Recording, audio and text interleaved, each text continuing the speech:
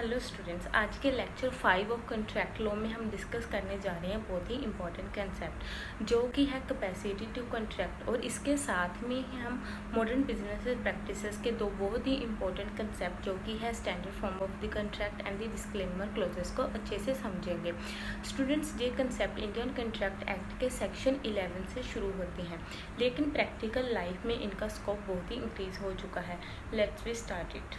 Students, किसी valid contract के लिए इंडियन कंट्रैक्ट एक्ट 1872 के एसेंशियल एलिमेंट्स का फुलफिल होना बहुत ज़रूरी है। उनमें से एक सबसे इम्पोर्टेंट एलिमेंट है capacity of the parties to contract. Means कौन सी पार्टी कंट्रैक्ट बनाने के लिए एलिजिबल है। मतलब एवरी पर्सन और एंटिटी कंट्रैक्ट नहीं बना सकती। अगर पार्टी कॉम्पिटेंट नहीं है तो एग्रीमेंट इन्फोर्सेबल नहीं होगा। In today's time student traditional face to face agreement के साथ साथ मीन्स जो हम फेस टू फेस कम्युनिकेशन करके एक ट्रेडिशनल एग्रीमेंट बनाते हैं, उसके साथ साथ स्टैंडर्ड फॉर्म कॉन्ट्रैक्ट जैसे कि हम ऑनलाइन आई एग्री बटन को क्लिक कर कर हम अपनी कंसेंट देते हैं। जैसे कि हम कुछ ऐप्स कई बार इंस्टॉल करते हैं, न्यू ऐप्स, या फिर कोई वेबसाइट्स पर कुछ काम करते हैं, तो वहाँ पर मेनली हमें देखने को मिलता है कि आई एग्री का ऑप्शन, जो कि हम उस ऐप की पॉलिसीज़ एंड टर्म्स को एक्सेप्ट करने के लिए होता है, एंड इंश्योरेंस पॉलिसीज़। एंड इसके साथ साथ डिस्क्लेमर क्लोजेस जैसे कि company not responsible for commercial practices का पार्ट बन गई हैं। इन सब पर लीगल सिक्योरिटी इसलिए होती है क्योंकि ये फेयरनेस, कंसेंट और इन्फोर्सिबिलिटी पे क्वेश्चन रेज करती है। Capacity to contract means party contract बनाने के लिए एलिजिबल है। Now we will move further forward to discuss it in detail. Let's we start from this section 11 means that is deals with that competent to contract का क्या मतलब है। एक person तब कॉन्ट्रैक्ट बना सकता है जब पर्सन्स मेजोरिटी एज का हो, मीन्स नॉर्मली 18 ईयर्स और 18 ईयर प्लस का। एंड लेकिन इसी केस में अगर वो पर्सन गार्जियन हो, किसी के केस में मीन्स माइनर का अगर कोई गार्जियन हो, वो कॉन्ट्रैक्ट साइन कर रहा हो, तो गार्जियन की एज 21 ईयर होनी चाहिए। कंट्रैक्ट बनाने वाली पार्टी साउंड माइंड की होनी चाहिए। मीन्स मतलब कंट्रैक्ट के टर्म्स समझने की कैपेसिटी हो उन पार्टीज के पास, वो किसी लॉ के अंडर डिस्क्वालीफाई ना हो, जैसे इंसॉल्वेंसी, एनिमी स्टेटस एक्सेट्रा। हमने सभी ने सुना ही है कि एक माइनर कंट्रैक्ट नहीं बना सकता। अगर किसी माइनर के साथ कंट्रैक्ट किया जाए तो वो वॉइड होगा। Now we will discuss it that who is a minor under the age of 18 years, जो 18 ईयर की एज से कम है। इसके रिलेटेड रूल्स हैं। माइनर के साथ किया हुआ कंट्रैक्ट वॉइड एब इनिशियो होता है, मीन्स शुरू से ही वॉइड होता है। इसके रिलेटेड केस लो है मोहरी बीबी वर्सेस धर्मदास घोष। केस में माइनर ने प्रॉपर्टी मॉर्टगेज की, लेकिन कोर्ट ने कहा माइनर के साथ कॉन्ट्रैक्ट वॉइड है, इन्फोर्सेबल नहीं होगा। इंपॉर्टेंट पॉइंट्स, माइनर अपनी मेजॉरिटी के बाद कॉन्ट्रैक्ट को रेटिफाई नहीं कर सकता। माइनर खुद लाइबल नहीं होता, लेकिन बेनिफिट ले सकता है, मतलब बेनिफिशियरी बन सकता है। एंड माइनर का कॉन्ट्रैक्ट कोर्ट इन्फोर्स नहीं करेगा, चाहे वो फेयर भी हो। सो स्टूडेंट्स, माइनर अपना कॉन्ट्रैक्ट इन्फोर्स नहीं कर सकता क्योंकि वो कॉन्ट्रैक्ट करने के लिए कॉम्पिटेंट नहीं है अंडर सेक्शन 11। लेकिन माइनर बेनिफिशियरी बन सकता है, यानी अगर कोई कॉन्ट्रैक्ट उसके फेवर में है तो वो उसका बेनिफिट ले सकता है। Friends, I will make it clear from the one example. See mister A, जो कि एक फादर है, अपने 10 साल के बेटे के लिए जो कि बी है, उसके लिए एक लाइफ इंश्योरेंस पॉलिसी परचेज करता है। इस केस में माइनर कॉम्पिटेंट नहीं है अंडर सेक्शन 11। बी खुद अपने नाम पर इंश्योरेंस कॉन्ट्रैक्ट साइन नहीं कर सकता क्योंकि वो माइनर है, लेकिन जो उसका लड़का है बी, वो बेनिफिशियरी हो सकता है। मीन्स पॉलिसी मिस्टर ए और इंश्योरेंस कंपनी के बीच में हुई है, लेकिन बेनिफिट बी को मिलेगा। इस केस में माइनर की कोई भी लाइबिलिटी क्रिएट नहीं होगी। जो प्रीमियम होता है वो मिस्टर ए की रिस्पॉन्सिबिलिटी है, बी के ऊपर कोई बर्डन या लाइबिलिटी नहीं होगी। कंट्रैक्ट जो कि लाइफ इंश्योरेंस पॉलिसी का है वो माइनर के फेवर में इन्फोर्सेबल होगा। अगर इंश्योरेंस कंपनी क्लेम देने से रिफ्यूज करे तो कोर्ट बी के फेवर में इन्फोर्स करेगी, क्योंकि कंट्रैक्ट उसके बेनिफिट में है। इस केस में वॉलंटरली एक्ट किसने किया? By the major who is a B और अ फादर, जिसने इंश्योरेंस पॉलिसी बनाई। एंड इस केस में बेनिफिशियरी कौन था? As he is the minor who is a B, जिसको पैसे मिलेंगे। बी ने कोई भी कंसिडरेशन नहीं दी एंड अगर कंपनी रिफ्यूज़ करे तो बी के गार्जियन स्यू करेंगे और क्लेम दिलवाएंगे। इस एग्जाम्पल में आपको क्लियरली दिख रहा है कि माइनर कंट्रैक्ट में पार्टनर नहीं बन सकता, एज अ प्रोमिसर पर बेनिफिशियरी बन सकता है। Will discuss our second element that is of sound mind, कि जो पार्टी कंट्रैक्ट बनाती है वो साउंड माइंड की होनी चाहिए। अनसाउंड माइंड वाला पर्सन कंट्रैक्ट नहीं कर सकता एक्सेप्ट जब वो एग्रीमेंट के टाइम पर साउंड माइंड का हो। सी द कौन से पर्सन अनसाउंड माइंड के होते हैं। फर्स्ट इज इडियट, जो कि परमानेंटली अनसाउंड हो, मीन्स जिसकी जो अपनी सही गलत की पहचान ना कर सके। सेकंड इज लुनेटिक्स, जो कभी साउंड कभी अनसाउंड हो।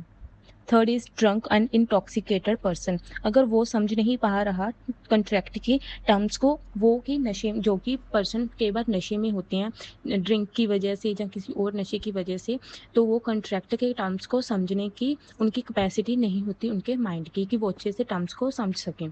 कई बार वो नशे में कुछ गलत डिसीजन ना ले ले, इसलिए जो ड्रंकन पर्सन होते हैं उनको कैपेसिटी टू कंट्रैक्ट की पर्सन से एक्सक्लूड किया गया है एंड उनको अनसाउंड माइंड का माना जाता है। तो अगर कोई अनसाउंड माइंड पर्सन के साथ कंट्रैक्ट करता है तो वो कंट्रैक्ट वॉइड होगा, क्योंकि कंसेंट जेन्युइन नहीं होती इन सभी केसेस में। सो स्टूडेंट्स, अनसाउंड माइंड का पर्सन सिंपली वो होता है जो अपने सही गलत की समझ ना कर पा रहा हो एंड उसकी वजह से उसका डिसीजन भी इफेक्ट हो रहा हो। Next element is the person who is not competent to make the contract is that the person who is disqualified by the law, means जिसको लॉ के द्वारा डिस्क्वालीफाई किया गया हो। Persons and group of categories को law के under contract बनाने से मना किया गया है। First is alien enemies, means जो वार के टाइम में एनिमी कंट्री के सिटीजन्स हमारी कंट्री में आए हों। Second is foreign sovereigns and ambassadors, special immunity के साथ। थर्ड इज कन्विक्ट्स, जब तक उनकी पनिशमेंट चल रही हो, जो मीन्स जो पर्सन जेल में हो अपनी सजा काट रहे हो। फोर्थ इज इंसॉल्वेंट्स, जब तक कोर्ट उनका इंसॉल्वेंसी डिस्चार्ज नहीं करता, मीन्स जो पर्सन इंसॉल्वेंट्स होते हैं। का मतलब तो स्टूडेंट आप लोग समझते हैं ऐसा पर्सन जो कर्जे में डूबा हुआ हो एंड वो अपना कर्जा देने के लायक ना हो। लास्ट इज कंपनीज, जो अपने मेमोरेंडम ऑफ एसोसिएशन के ऑब्जेक्ट क्लोज से बाहर का काम करे, मीन्स जो अल्ट्रा वायरस एक्ट्स हों।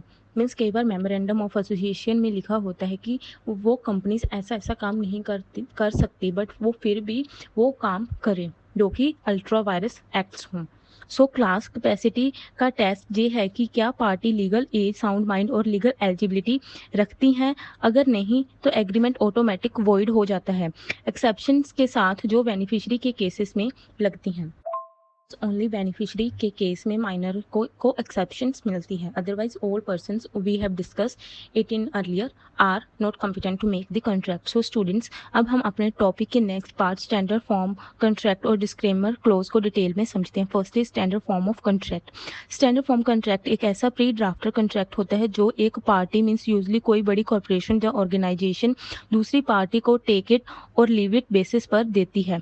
इसमें टर्म्स ऑलरेडी लिखे होते हैं, मीन्स रिटन में होते हैं टर्म्स, और दूसरी पार्टी को नेगोशिएशन का कोई चांस नहीं मिलता। प्री ड्राफ्टेड कॉन्ट्रैक्ट का मतलब है ऐसा कॉन्ट्रैक्ट जो पहले से ही लिखा हुआ होता है, मीन्स रेडीमेड फॉर्म में, और दूसरी पार्टी को बिना नेगोशिएशन किए उसे एक्सेप्ट या फिर रिजेक्ट करने का ही ऑप्शन अवेलेबल होता है।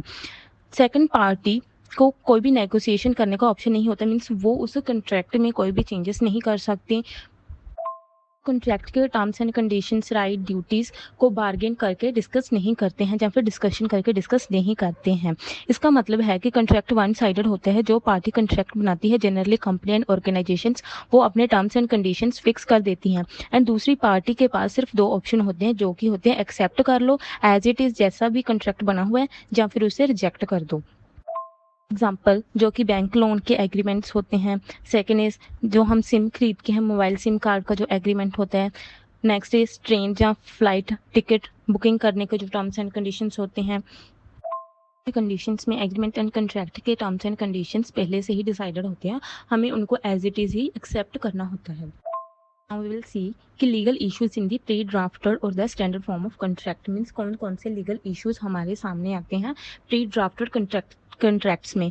First is inequality of bargaining power, means inequalities होती है दोनों पार्टीज की नेगोशिएशन में। जैसे कि एक पार्टी जनरली कंपनी जब बिग ऑर्गेनाइजेशन के पास फुल पावर होता है कंट्रैक्ट के टर्म डिसाइड करने का, एंड वही दूसरी party means consumer and customer के पास टर्म को नेगोशिएट या चेंज करने का चांस ही नहीं होता।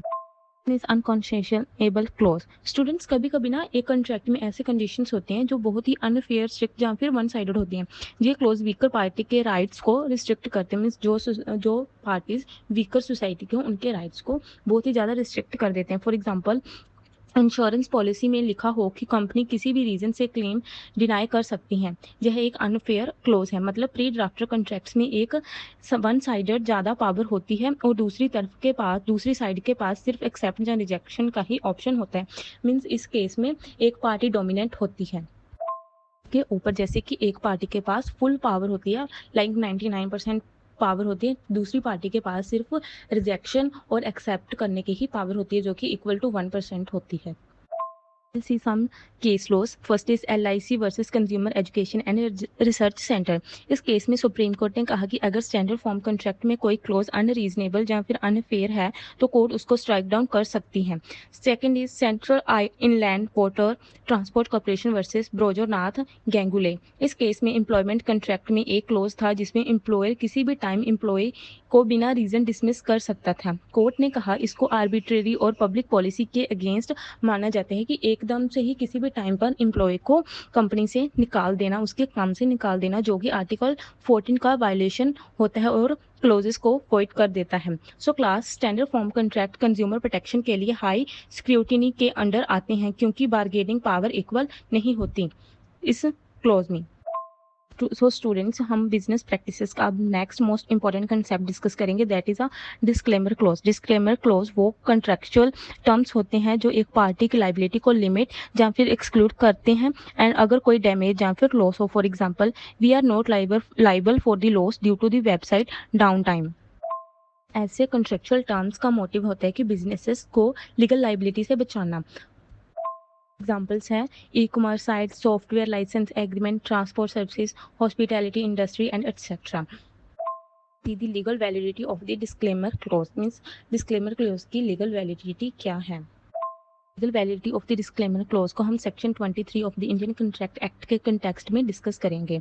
स्टूडेंट, सेक्शन 23 कहता है कि एग्रीमेंट का ऑब्जेक्ट या कंसिडरेशन लॉफुल होना चाहिए। अगर डिस्क्लेमर क्लॉज इलीगल, इमोरल या फिर पब्लिक पॉलिसी के अगेंस्ट है तो वो कॉन्ट्रैक्ट वॉइड होगा। इसमें कोर्ट चेक करता है कि क्या यूजर को क्लोज का पता था, सेकंड क्या क्लोज रीजनेबल और फेयर था। Some case laws related to the disclaimer clause. First is Indian airlines versus Madhuri Chaudhary. Disclaimer clause ने एयरलाइन की कंपनसेशन लिमिट करने की कोशिश की थी। कोर्ट ने इसको इनवैलिड माना क्योंकि क्लोज अनफेयर था और पैसेंजर के राइट्स को वायलेट करता था। Next case law is HDFC bank limited versus Balwinder Singh. इस केस में बैंक ने अपने टर्म्स में डिस्क्लेमर लिखा था पर जॉब ड्यू केयर नहीं लिया गया कस्टमर के अकाउंट के प्रोटेक्शन में, तो कोर्ट ने कहा डिस्क्लेमर काम नहीं करेगा इस सिचुएशन में। सो स्टूडेंट्स, आई होप आप सबको यहाँ तक ओवरऑल कंसेप्ट समझ में आ गया होगा of the capacity of the parties to make the contract and the to most important business practices के concept. Conclusion, capacity to contract ensure करता है कि सिर्फ लीगली कॉम्पिटेंट लोग ही कॉन्ट्रैक्ट करेंगे। स्टैंडर्ड फॉर्म कॉन्ट्रैक्ट और disclaimer clause modern commercial world में कॉमन है, पर इनमें फेयरनेस और जेन्युइन कंसेंट का इशू आता है। जो फ्रीडम ऑफ कॉन्ट्रैक्ट का रिस्पेक्ट करना, लेकिन अब्यूज ऑफ पावर और अनफेयर क्लोजेस को रोकना भी है। Always remember that freedom of contract absolute नहीं है। कोर्ट अनफेयर कॉन्ट्रैक्ट्स में इंटरवेन कर सकता है। थर्ड, कैपेसिटी नहीं है तो कॉन्ट्रैक्ट वॉइड एंड वॉइडेबल होगा।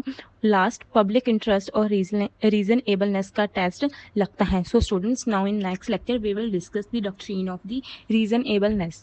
Thank you so much. Stay connected to our channel for more legal lectures.